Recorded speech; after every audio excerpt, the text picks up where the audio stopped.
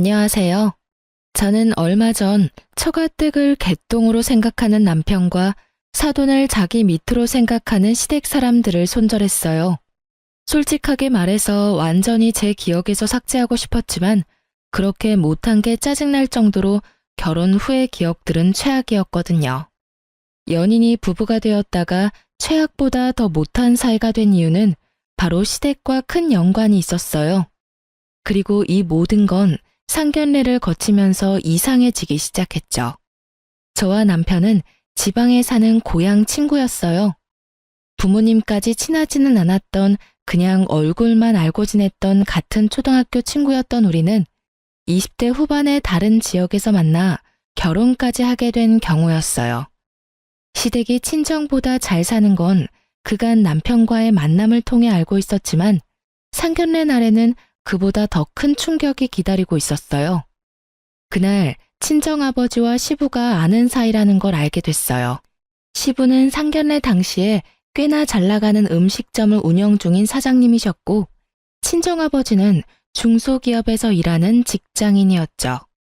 그런 두 사람 사이에 접점이 있을 거라고는 생각도 못했는데 알고 보니 두 분 젊은 시절에 같은 직장에서 일했다고 하더군요.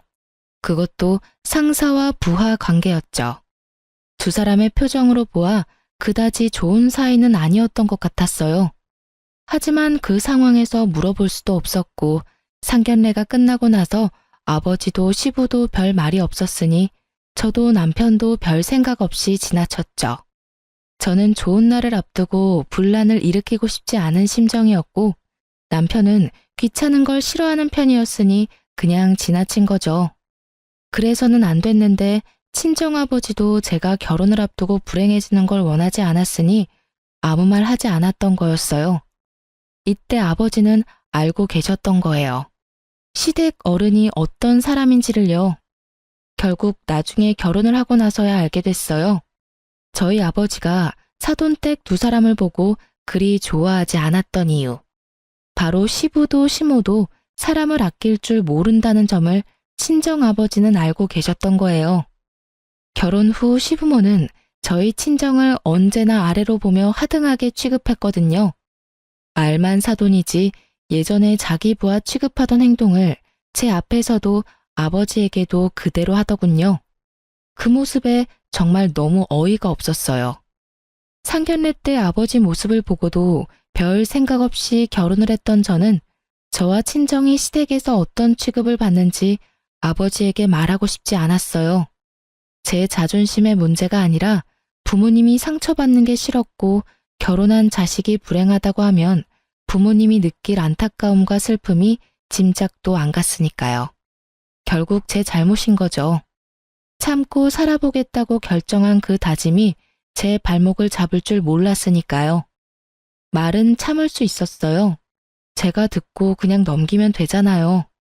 뭐라고 짓거리건 그냥 앞에서 흘려넘기면 될 일이고 제 기억에 남아있는 것들은 그냥 제 기억에만 남겨놓으면 된다고 생각했는데 제가 아무렇지 않게 받아들여 넘길수록 시부모는 더욱 수위를 높여 저와 제 친정에 대해 비난을 하고 아랫사람 취급을 하더군요. 그 사람들이 그런 말을 하는 건 순전히 저를 괴롭히기 위함이라는 생각이 들었어요. 제 아버지가 자기 부하 직원이었다는 걸 알고 나서는 며느리가 아닌 부하 직원의 딸처럼 보였나 봐요. 게다가 시무는 며느리가 뭐 하나 잘난 구석이 없다며 매번 저를 폄하하고 욕하기 바빴어요. 이상하죠? 결혼 전에 만나서 식사 사드리고 선물 사드릴 때는 좋아서 입이 찢어질 정도로 웃더니 말이죠. 고작 아버지가 시부의 직장 부하였다는 이유만으로 저에 대한 취급이 하루아침에 바뀌어버린 거죠. 그렇게 참고 지내던 제가 폭발한 적이 있었어요. 결혼 직후 처음 맞이한 명절이었죠. 저와 남편은 양쪽 집에 드릴 선물을 미리 준비했고 용돈 봉투도 이미 준비를 다 한 상태였어요. 그렇게 시댁에 갔고 평범하게 하루가 잘 지나갔어요. 이후 친정에 들르기 위해 시댁에서 나오는데 시모가 제게 선물 세트를 하나 건네더군요. 아버지한테 갖다 드려. 그래도 명절인데 사돈지간에 선물 하나는 보내야지. 빈손으로 애 보낸 거 보면 예의를 아는 건지 모르는 건지 이렇게 생각이 짧아서야. 선물을 건네며 함께 받은 말은 돕겠지만요. 이 정도면 대놓고 저희 부모님이 시댁에 선물을 하지 않은 걸 욕한 거나 마찬가지였죠. 선물을 준비했을 거라고는 생각을 못했기에 저도 그 말에 답을 못했어요. 그래도 시댁이 저와 친정을 생각해줬다는 생각에 마음이 좀 편해진 상태로 친정에 향했죠. 그리고 친정 부모님께 시댁에서 보낸 선물 세트를 건네고 시간을 보냈어요. 아버지는 좀 떨떠름해 보였지만 선물이 들어왔으니 남편에게 고맙다는 말을 전했어요.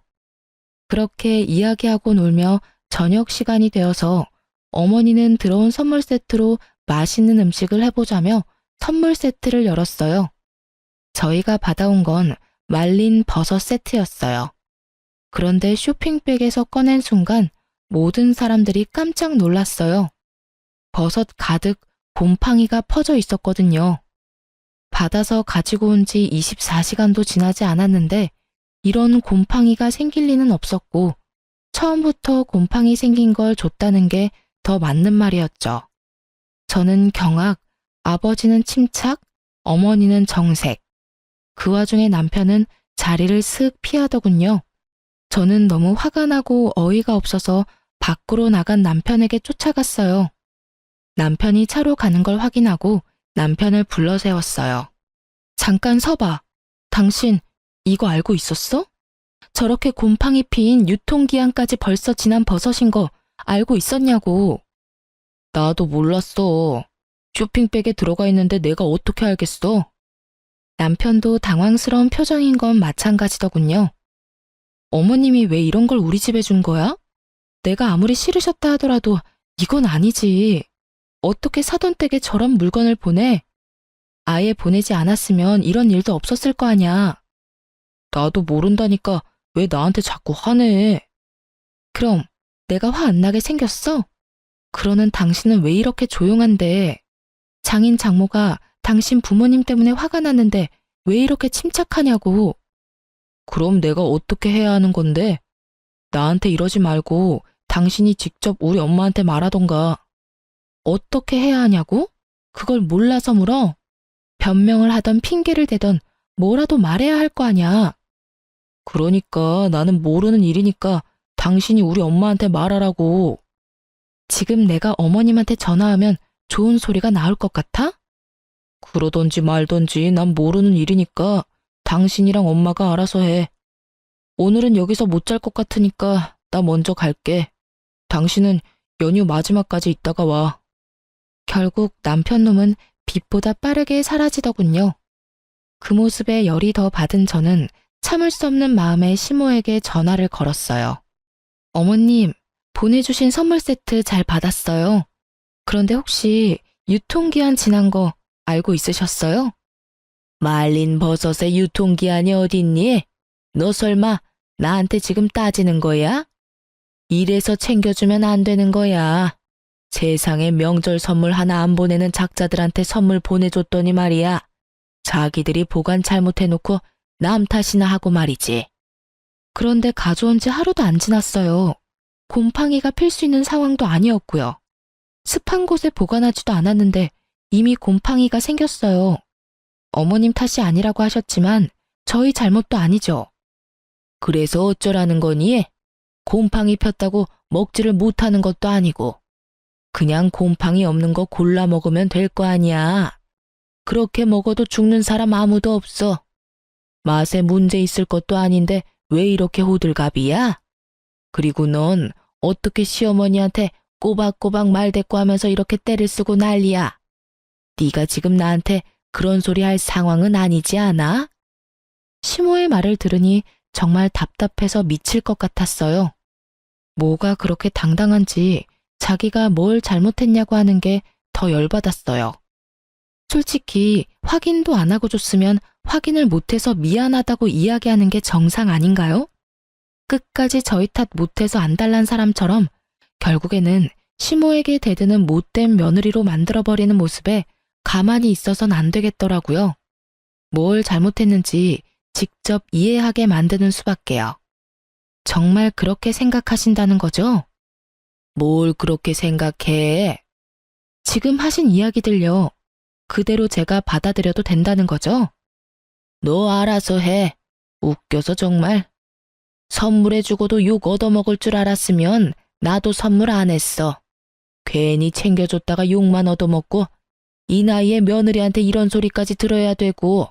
시모가 혼자 중얼중얼거리며 신세 한탄하는 거 듣고 싶지 않아서 중간에 전화 뚝 끊어버렸어요. 시모가 다시 전화하지는 않았지만 남편에게 엄청 뭐라고 한 것 같더라고요. 시모 이야기하는데 전화 끊는 며느리가 어딨냐면서요. 그 이야기를 들으면서도 저는 한 귀로 흘렸어요. 그것보다 더 중요한 일이 있었거든요. 다행히 시부 생신이 곧 다가오고 있었거든요. 저는 그날을 복수의 날로 정했거든요. 저와 제 친정이 받은 이 수모를 되갚아줘야 하는 게 당연한 일이잖아요. 아버지가 젊은 시절 자기 부하였고 얼마나 괴롭혔는지는 모르겠지만 그것과는 별개로 사돈댁으로 만났는데 이런 짓을 벌인 건 상식에 어긋나는 행동이죠. 그리고 무엇보다 제가 용서할 수 없었어요. 그렇게 착한 사람도 아니고 저도 한 성깔하는데 굳이 시무를 놔둘 생각은 절대 아니었어요. 시부 생신을 위해서 저는 열흘 전부터 준비했어요. 미역국과 잡채, 갈비찜 등을 준비하기 위해 재료를 열흘 전부터 사놓았거든요. 그리고 시부모를 집으로 초대했죠. 시모가 시어른 생일은 직접 만든 생일상으로 차리라고 했기에 그렇게 하려고 부른 거였죠. 집으로 들어오는 시부모들의 표정에는 여전히 깔보는 표정이 가득했어요. 그리고 저는 그 표정을 보며 속으로 비웃었어요. 점심 식사를 위해 모인 시모는 우리 집에 들어오면서부터 역시나 마음에 안 든다며 짜증나는 소리를 해대더군요. 집은 치우고 사니? 어떻게 이렇게 정리도 안 하고 살아? 우리 아들 불쌍해서 이런 집도 집이라고 같이 살고 있는 꼴 보니 에휴. 그러게요. 남편 버는 것만으로는 감당이 안 돼서 맞벌이 중인데 집안일이 모두 제 몫이라 감당이 안 돼서 그런가 봐요. 어머님이 이해하세요. 이 사람이 돈 못 버는 게 이 사람 탓은 아니잖아요. 시모의 표정이 순식간에 시뻘겋게 변하더군요. 그러게 말을 조심해야지. 집이 더러운 게 오로지 며느리 탓인 양 이야기하고 싶었겠지만 그게 제 탓만은 아니잖아요.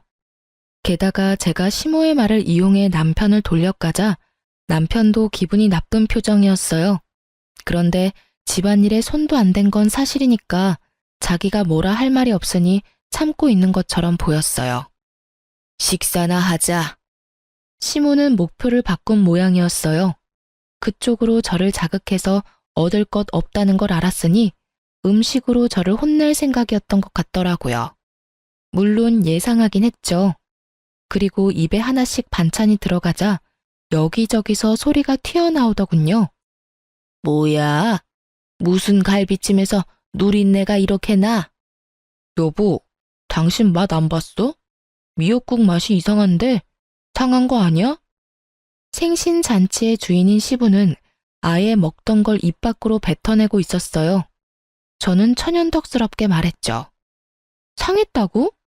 좀 오래되긴 했는데 상한 부분은 다 잘라내고 만들었어.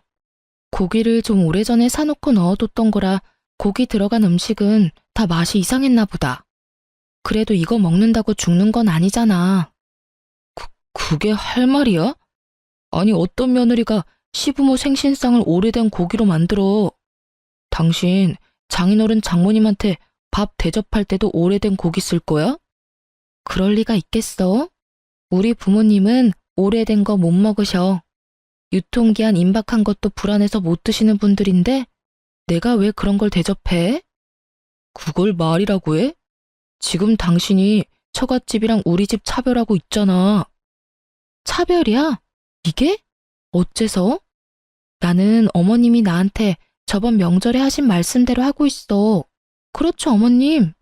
갑자기 화살이 자기에게로 몰리자 시모가 당황한 표정으로 저를 바라보며 말하더군요. 난 그런 적 없어. 내가 언제 오래된 고기로 반찬하라고 했니? 이상하네요. 어머님 저번에 저희 친정에 유통기한 지난 거 주시면서 그렇게 말씀하시지 않았어요?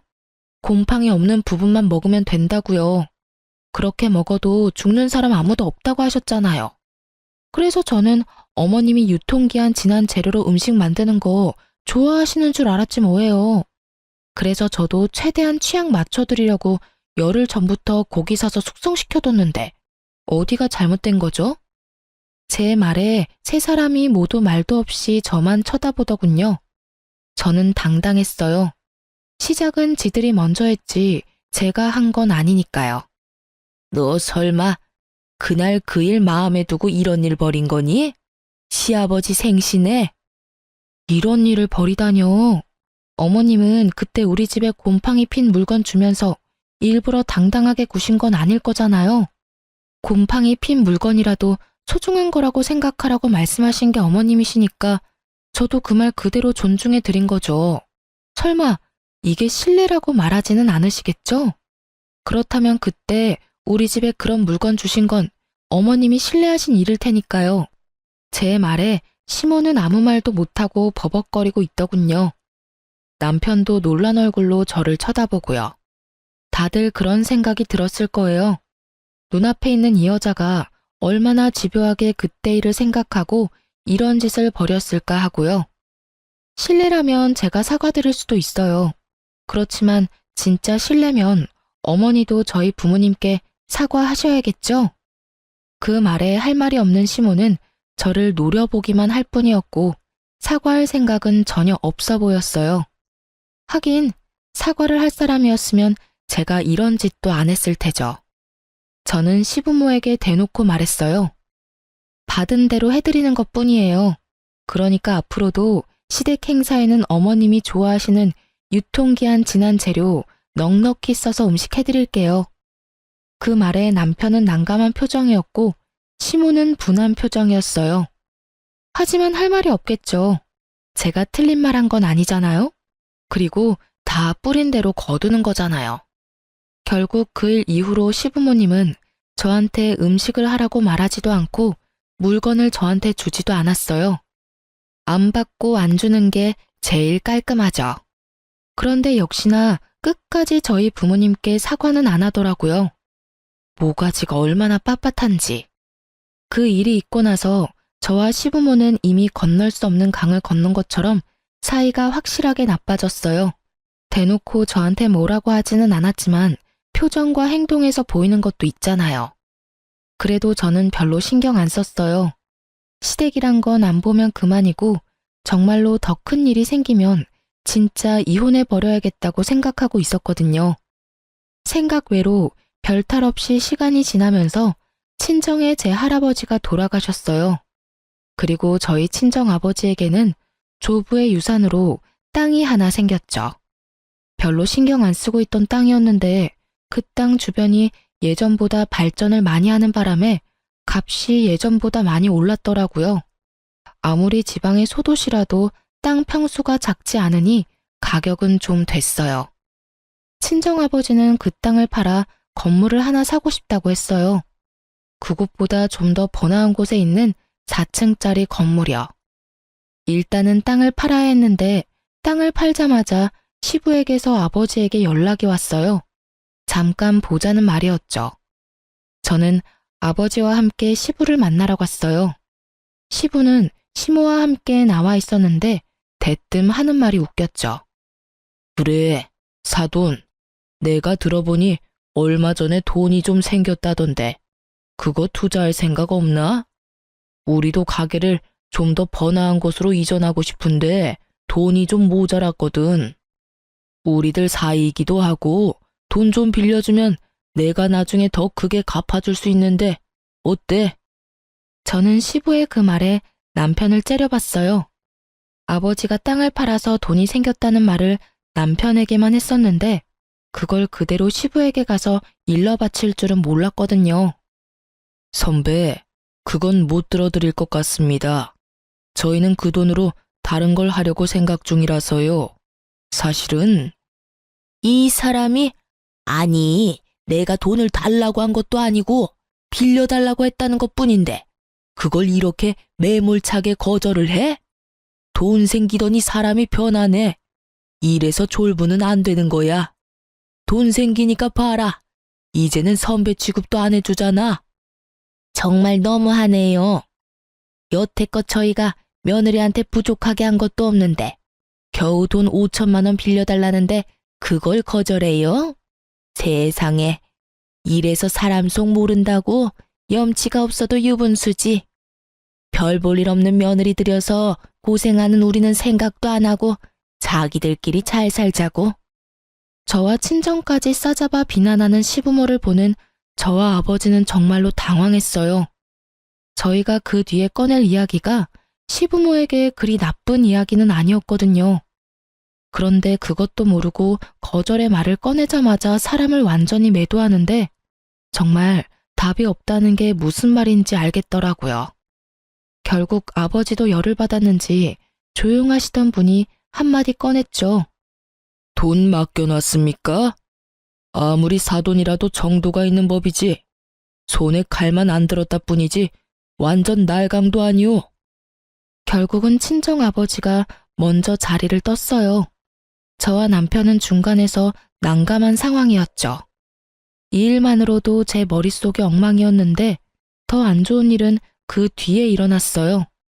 남편과 시부는 그 뒤로 제게 냉랭하게 대했고 저는 아무런 말도 건넬 수 없었죠. 남편과 이야기를 해봐야겠다 싶은 마음에 연차를 쓰고 남편과 시부가 일하는 음식점으로 갔어요. 그런데 가게 안으로 들어가기 전 유리병 너머로 남편과 가게 여직원이 이야기하고 있는 게 보이더군요. 그런데 남편 손의 위치를 보고 제가 폭발할 뻔했거든요. 여직원 허리에 손을 얹고 있었고 여직원은 뭐가 좋은지 하하호호 하며 몸을 찰싹 붙이고 있었어요. 너무 열받은 제가 문을 열고 들어가며 소리쳤죠. 지금 뭐 하는 짓들이야? 저를 보고 남편과 상간녀는 깜짝 놀란 모양이더군요. 당신 이게 뭐야? 설마 가게 여직원이랑 바람 났어? 여보, 그게... 난감해하는 남편과 모른 척하며 눈을 피하는 상간녀를 보니 억장이 다 무너지는 기분이었어요. 저는 남편에게 소리쳤죠. 내가 당신하고 이야기하려고 여기까지 왔는데 설마 이런 걸 보게 될 줄 상상도 못했네. 얼마나 됐어? 어디까지 갔어? 왜 이리 소란스럽냐? 제 목소리에 튀어나온 시부가 뚱한 표정으로 저를 보며 한마디 하더군요. 넌 여기 왜 왔어? 남편 일하는 곳이 음식점이라서 편하게 들락날락해도 된다고 생각하냐? 그리고 남편 일하는 곳에서 소리 지르는 건 네 아비가 가르치든? 결국 또 말끝에 아버지를 걸고 넘어지는 시부를 보며 아니 이 상황에 대해 아무 말도 하지 않는 시부를 보며 저도 부글부글 끓었죠. 아버님, 아버님도 아셨어요? 이 사람 여기서 바람 피우는 거? 소리 지르지 말래도. 바람을 피우든 뭘 하든 네가 뭔 상관이야. 며느리로서 네가 마땅히 해야 할 일도 하지 않는데 아들이 바람 피우는 건 어쩔 수 없지. 도움이 안 될 거면 가만히라도 있어라. 그럼 다 알고도 지금 저한테 제가 며느리로서 뭘 못했는데요? 내가 머리 숙이고 들어가서 돈을 빌려달라고 했으면 네가 나서서 일이 잘 되도록 했어야 하는 거 아니냐. 그런데 가만히 앉아서 지켜만 보고 있는 꼴이라니. 도움도 안 되는 며느리보다야 보는 맛이라도 있는 여자가 더 낫겠지. 이게 지금 저희 아버지가 돈을 안 빌려줘서 제가 이런 취급을 당하는 거예요? 아니, 저희 아버지한테 돈 맡겨놓으셨어요. 돈을 주든 말든 그건 아버지 돈이죠. 세상 어떤 시아버지가 며느리한테 친정집 돈을 내놓으라고 시킬 수가 있어요? 못할 일도 아니지.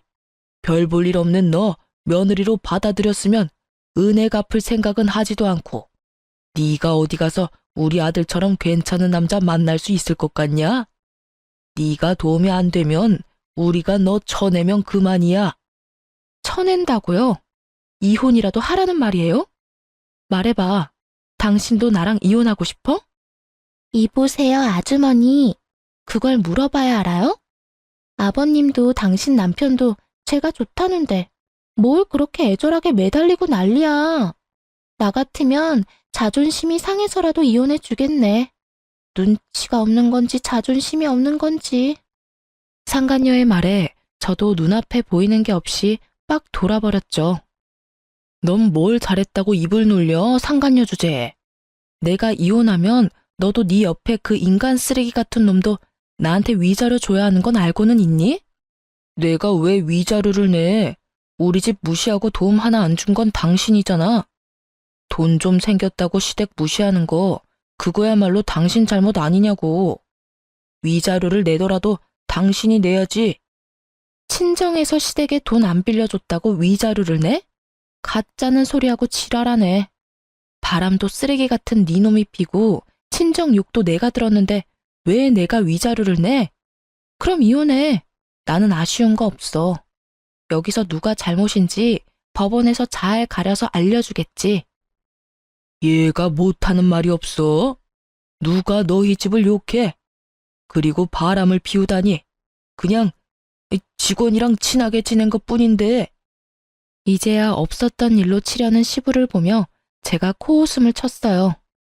손바닥으로 하늘이 가려져요? 그 나물에 그 밥이라더니. 내가 이런 사람들하고 같은 취급 당하느니 차라리 이혼하고 말지. 한마디 던지고 저는 그 집을 나와버렸어요. 정말로 다 필요 없었거든요. 여직원이랑 바람나서 마누라 등한시한 인간 말종 같은 남편 새끼도, 그걸 보고 있으면서도 아무 말도 없었던 정신 나간 시부도, 정말로 그냥 싹 다 제 눈앞에서 없애버리고 싶은 기분이었어요.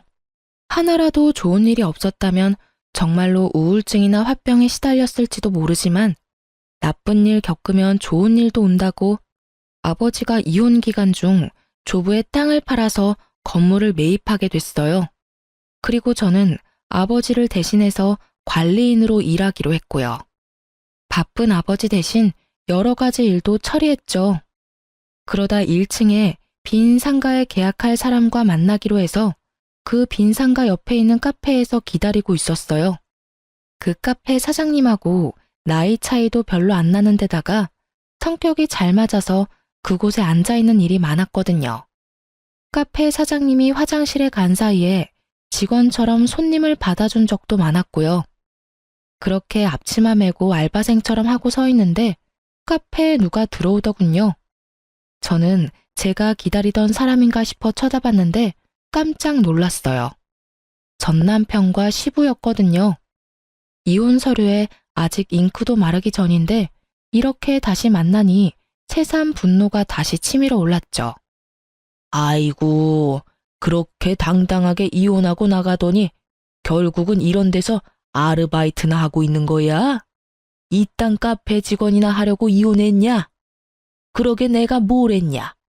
우리 아들만큼 괜찮은 남자 없다고 했는데 우리 아들은 내 뒤를 이어서 이제 우리 가게 사장님이야. 옆에 있는 점포에 들어오게 됐는데 배가 아파서 어째? 아주 당당하게 비웃으며 저를 돌려가더군요. 그리고 그제야 알게 됐죠.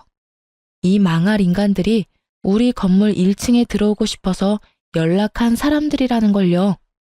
아는 지인을 통해서 자리를 보고 싶다고 했고 계약을 하고 싶다는 뜻을 비췄다고 해서 한 달이 건너서 약속을 잡은 거였는데 이 인간들인 걸 알았다면 거절했을 거예요. 그렇지만 이미 이 사람들은 여기에 들어온 상황이죠. 어이가 없어서 안 입고 온 표정 짓고 있으니 시부가 자기 상황도 모르면서 저한테 또 한마디 던지더군요. 옆에서 일한다고 우리 아들한테 꼬리치지 마, 응? 이미 이혼하고 남인데 콩고물 떨어지는 거 받아먹으려고 근처에서 알짱거리지 말라 이 말이야. 그러게 처음부터 네 아빠한테 말해서 돈 빌려주라고 했으면 이런 일 없었을 거 아니냐? 꼭 갑자기 돈 생긴 것들이 의리를 몰라요, 의리를. 내가 일할 때 챙겨준 게 얼만데 이딴 식으로 사람 뒤통수를 치고 말이지.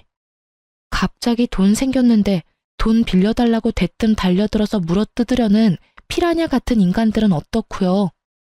일할 때 얼마나 저희 아버지를 얼마나 잘 챙겨줬으면 얼굴도 보고 싶지 않았다고 학을 떼요? 그리고 지금 이 상황을 제대로 모르시는 것 같은데 제가 이야기하려는데 카페 사장님이 돌아왔어요. 그러고는 시부와 전 남편을 보더니 저한테 말하더군요. 혹시 오늘 여기서 보기로 한 사람들이에요? 저 옆에 들어올지도 모른다는? 보기로 한 사람은 맞는데 저 옆에는 안 들어올 거예요. 아버지가 절대로 허락 안 할 거거든요. 저와 카페 사장님의 이야기를 듣던 시부와 전 남편 표정이 당황스러움으로 변하더군요. 그럴만도 하죠. 제가 앞치마 벗어서 사장님한테 건네줬으니까요. 고마워요. 내가 우리 건물주님 따님한테 매번 이렇게 신세를 지내요.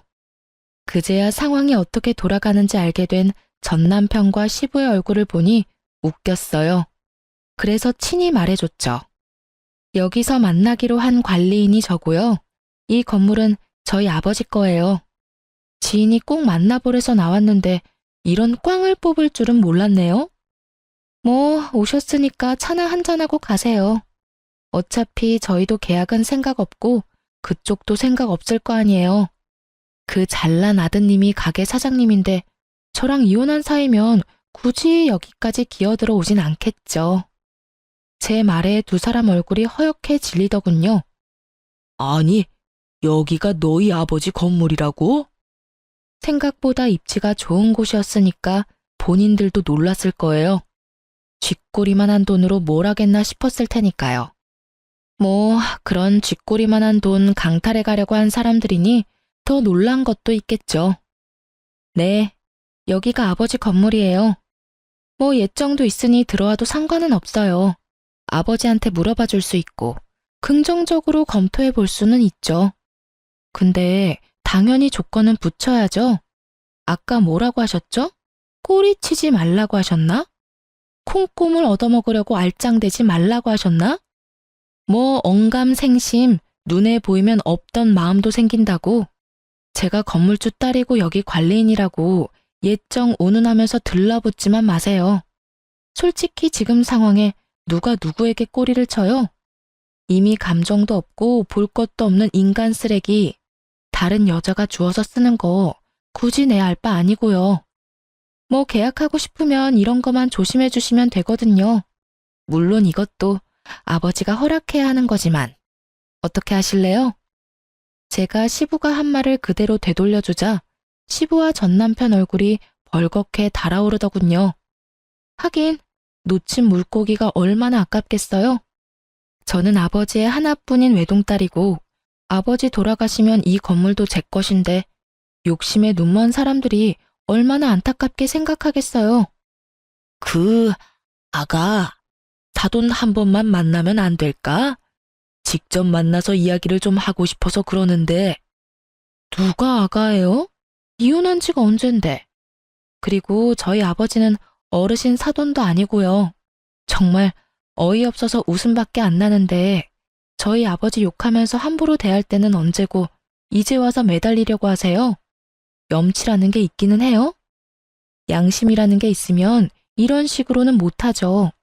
돈 안 빌려준다고 그 난리를 치면서 욕을 하던 사람들이 이제 와서 아버지 만나게 해달라? 그때는 우리가 잘못한 것 같아. 다짜고짜 그런 이야기하면 그래, 기분 나쁠 수 있지. 우리도 급해서 그런 거였으니까 다시 한번 만나서 차근하게 이야기하고. 죄송한데 아버지가 바쁘셔서요. 저도 바쁘고요. 계약 안 될 것 같은데 굳이 여기서 열내지 마시고 그냥 돌아가시는 게 어떨까요? 솔직하게 말해서 가게 들어오는 사람들 거르는 것도 일이거든요. 그런 면에서 이번에는 쉽게 걸렀으니 다행이라고 생각해요. 그럼 저는 바빠서 이만 가볼게요. 안녕히들 가세요. 저는 두 사람을 놔두고 카페 밖으로 나가버렸어요. 그리고 그날 저녁에 전 남편에게 전화가 왔어요. 사실 이혼 후에 연락처 삭제시켜놨는데 남편 놈도 연락처를 바꿨는지 결국 전화를 받게 됐어요. 나야, 당신이 오해할까봐 말하는데 나는 그 여자랑 결혼한 거 아니야. 솔직히 그때도 별 사이 아니었는데 당신이랑 아버지가 너무 크게 싸워서 이런 이야기도 못하고 헤어졌잖아. 오해? 그게 오해라고? 당신 그때 변명에 말 한마디도 안 하고 다 아버님한테 맡겼었지? 별 사이가 아니라는 것 치고는 그 여직원 행동도 너무 당당했는데 아니라고? 그래, 그런 걸로 알게. 아무 사이도 아니라고. 그런데 그 이야기를 왜 나한테 해? 어? 그야, 당신이 오해하고 있을까 봐. 나는 아직 당신한테 마음이 있어. 우리가 이혼한 게 당신과 나 사이에 문제가 있어서가 아니라 부모님과 당신 사이에 문제가 있어서 헤어진 거잖아. 나는 여전히 당신 생각에 매일 힘들고 그래. 그래? 그런 거 치고는 연락이 참 이상한 때에 왔네? 그 전까지 시간이 그렇게 많고 많았는데 왜 굳이 오늘 전화를 한 거야? 그래, 당신도 욕심이 나긴 했겠지. 건물주 외동딸이면 욕심 안 날 수가 없지. 그러니까 이거잖아. 내가 아무것도 아닌 년이었을 때는 상간녀가 더 좋았고, 내가 가진 게 좀 있어 보이니까 이번에는 내가 좋고. 한마디로 그거잖아. 그런데 너는 나한테 아무런 메리트가 없어. 장점이 하나도 없다고. 솔직하게 말해서 직장 직원이랑 바람 피우는 남자를 대체 어떻게 다시 믿고 만나겠어? 상식이 아니지. 그리고 당신이 나한테 이러는 거 그 상간녀는 알기나 해? 당신이 그렇게 나에 대한 마음이 굳건하면 내가 상간녀한테 알려줄까? 정말로 그런 거 아니야. 나는 당신하고 이렇게 어이없이 헤어지고 정말 힘들었다고. 어떻게 해야 내 진심을 알아줄 거야? 진심이고 나발이고 너한테 그런 진심이란 게 있을 리가 없지 정신 나간 새끼야. 아, 그리고 하나 알려줄까? 너 바람 피우다 딱 걸린 날 내가 왜 당신한테 말도 없이 가게 찾아갔는지 알아? 내가 말해주고 싶은 게 있었거든. 너희 아버지가 우리 아빠한테 돈 빌려달라고 했었잖아. 그때 아버지가 거절하고 나서 그 뒤에 무슨 말 하려고 했는지 나도 알고 있었거든. 아버지가 그때 뭐라고 하려고 했냐면 그 돈으로 건물을 살 건데 1층에 저렴하게 입점하시는 게 어떻겠냐고 물으려고 했었어. 그런데 너희 아버지 뭐랬어? 거절한다는 말 듣자마자 우리 아버지랑 나한테 온갖 비난의 말 다 쏟아내지 않았어? 그거 이야기하러 당신 가게 들린 거야. 그런데 잘 된 거지.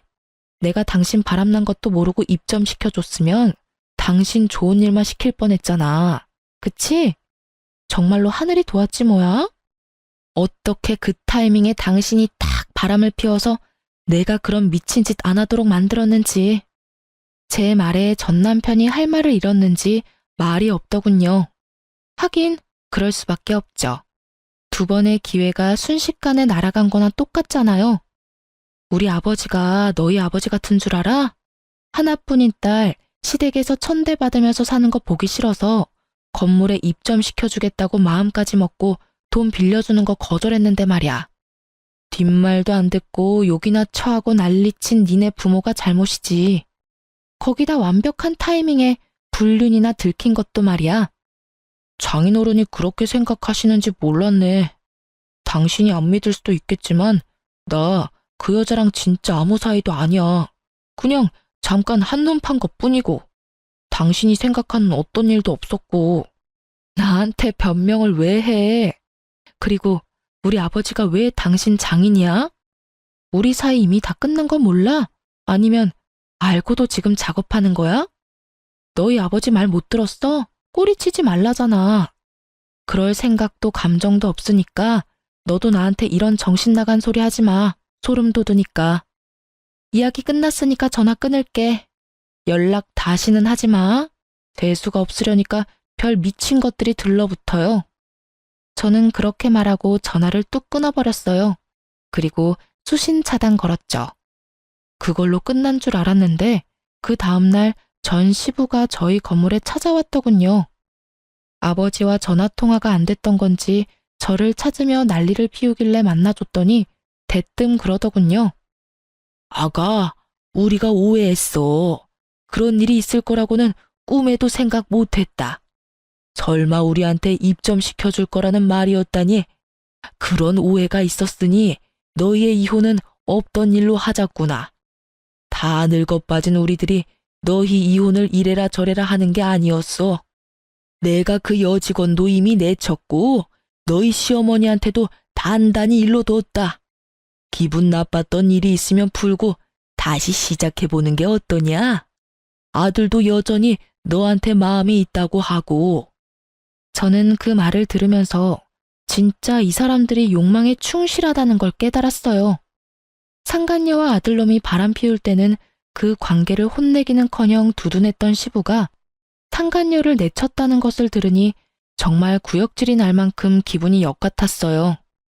입에 침이나 바르고 거짓말을 하세요. 오해가 아니라 무시겠죠. 저희를 오해한 게 아니라 무시한 거잖아요. 그리고 다시 시작하라고요? 저는 그런 짓 못해요. 제가 어떤 취급 당했는지 잘 알면서 어떻게 그런 요구를 할 수 있죠? 저를 못마땅하게 취급한 건 그렇다 쳐도 제 부모님마저 싸잡아 비난하셨잖아요. 다른 건 다 참아도 부모 욕은 못 참아요. 자기들이 무슨 짓을 한 건지 알면서도 뻔뻔한 것도 모르고 다시 연락해요? 우리가 받아줄 리 없잖아요. 아버지도 저도 당할 만큼 당했고 기분 나쁠 만큼 나빴어요.